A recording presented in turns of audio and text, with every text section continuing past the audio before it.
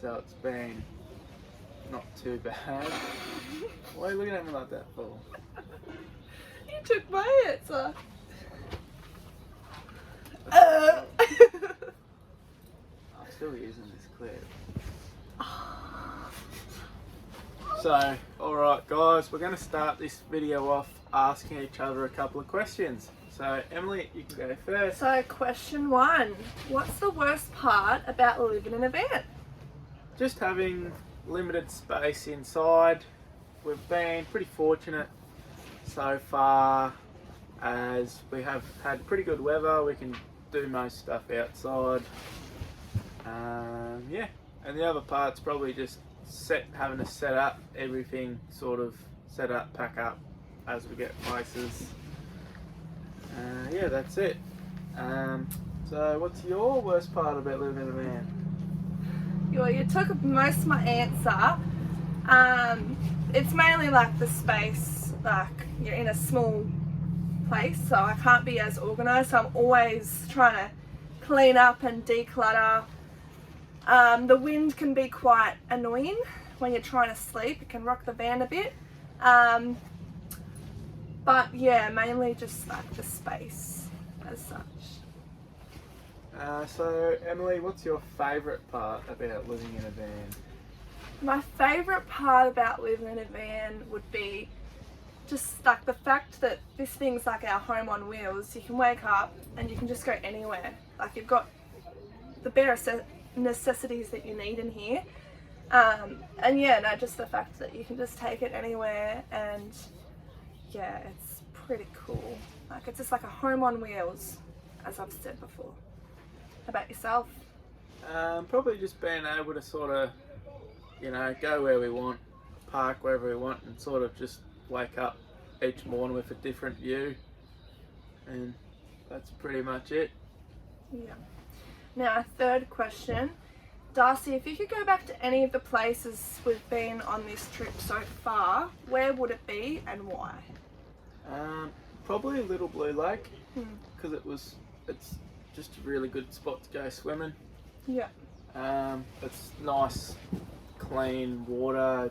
You can swim, you can jump off stuff, you can paddleboard. There's like, you know, there's no wind there or anything. It's because it's down below the surface. It's just a good spot to swim.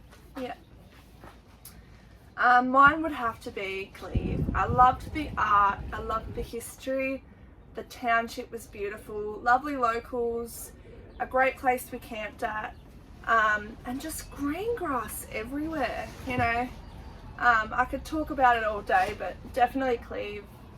Just the town sold me, definitely. Yeah. So another question, is there anything you find similar living in a van as to when you're living in a house? So, to answer that question, I would say this space we've got around us, it's an awning that just goes around virtually this whole van. I feel like this is all privacy, it's got all walls on it. I feel like that feels similar to being at home, like it's our own place, our own space, and it's private, and yeah, like it feels homely, feels safe, and yeah, you know, we don't have to just be in the van all the time. Like that's not only our sheltered spot, we've got, you know, like a living area kind of thing, you know, to chuck, you know, anything that we need. And our fourth question. Well, for me, anything I find similar is, well, there's a bit that's similar, but everything's really different, like, in a way. The similarities is obviously, you know, we've got our fridge, it's just that bit smaller, we've got like a sink, we've got our kitchen, we've got our bed, and we've got, you know, like our walls and that. It's sort of like an outdoor area, and that's mostly it really. Is just, you know, you can just eat most of our food. There's so much food we can't cook in that, but everything's sort of similar but just different. Yeah. So what do you miss with living in a van? Probably being able to have a hot shower in the morning at the moment to have a hot shower, we've sort of got to be just parked up for 3/4 of a day.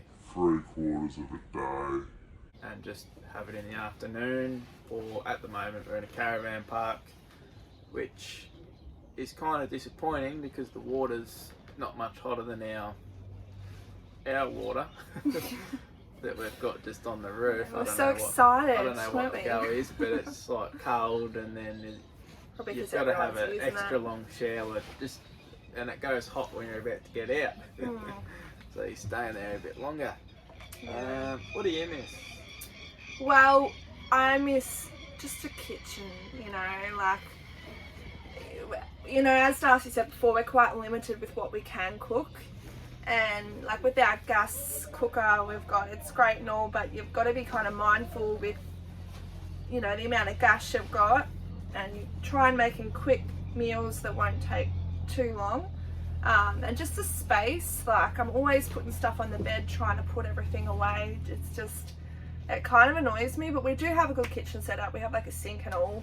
And yeah, I miss the unlimited water supply because I go through it very easily, to say the least. Alright, so what advice would you give somebody who was looking to do what we're doing and live in a van? I would advise them to pack light and just to try and have, in terms of storage and everything, as organised as you can be, and just think about what you really need and what you can do without, kind of thing, in terms of what you're taking. And that again goes under the point of packing light, so that's probably the main thing. How about you? I'd say just to have a good setup, you want your awning, you obviously want to just think about stuff properly, like how much food you're going to need, how long you're going to be between supermarkets, and just make sure you've set up well enough to bring the stuff you need. To it sort of adds on to Emily's point a bit, just being prepared for that. Yeah. Now, where are you looking forward to most from where we are now? Well, we're at Streaky Bay. Where are you looking forward to going to, and why? Probably getting towards Perth. Yeah. It's just the beaches, and eventually getting up the west coast is nice. Be good. Lots of beaches up there. Yeah. Places to see and whatnot. What about yourself? I am so excited for going on the Nullarbor, seeing red dirt, just that whole country vibe, desert feel, I haven't been over the Nullarbor for starters, and I've been a beachy girl my whole life, so it'll be interesting going inland. And I've seen so many cool clips, and I'm definitely looking forward to the Nullarbor, and of course Western Australia as well, because there's so many good things, places, and so much good feedback as well that people say with WA. So yes. Alright, so the last question, is there anywhere you've been that you wouldn't go back to? Don't hate me, but I wouldn't go back to Meningie, I think it is, in South Australia. It was just a little... Meningie, I think, I don't know. Anyway. Meningie. It's like an emu kind of place. It's got a statue. They won't know you're talking about them. No. Don't tell them. They won't know because your pronunciation's wrong. Yeah, so they'll be like, oh, where's that place? Sounds like a... English. This the vibe of the town. They're quite. It wasn't very welcoming from a tourist perspective, considering there was a lot of tourists going through the town. I didn't really feel the safest there. It felt really. I had to always look around what's nearby and stuff, and just going into shops, you didn't really get a how are you, or where you up to, no interest. It's just pretty much give me your money, see you later. How about yourself? Probably Port Augusta. Yeah. It just wasn't really. It's a big place. It's a big place, but it doesn't feel like a big place. There's not many people sort of actually getting around and that. Like, we're at the park. It was a nice day, and there was like no one there, and like, yeah, just a lot of police cars. There was so many police cars. Like, we were only there for an hour max, and we're seeing probably 12 plus police cars getting around. It's crazy. It's just a crazy place. Yeah. Well, that is the end of all our questions and our answers. Yeah, we hope you guys enjoyed this little video. Well, we'll keep the video going. We'll play some of our last couple of days.